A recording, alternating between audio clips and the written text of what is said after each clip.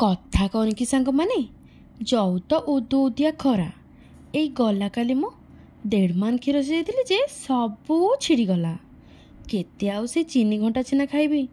ସବୁ ଛେନାକୁ କପଡ଼ାରେ ଛାଣି ରଖିଦେଇଥିଲି ଫ୍ରିଜ୍ରେ। ଆଉ ଆଜି ସକାଳୁ ଫ୍ରିଜ୍ରୁ କାଢ଼ି ଆଣିଲି ଛେନା ତାଟିଆ। କଡ଼େଇ ଗରମ କରି ପକାଇଦେଲି ଟିକେ ସୋରିଷ ତେଲ, ତା ଉପରେ କିଛି କଟା ପିଆଜ ସାଙ୍ଗରେ ଯୋଡ଼େ କଞ୍ଚା ଲଙ୍କା। ଟିକେ ରୁଗୁ ରୁଗୁ କଲେ ନା ପାଟିକି ଭାରି ସୁଆଦିଆ।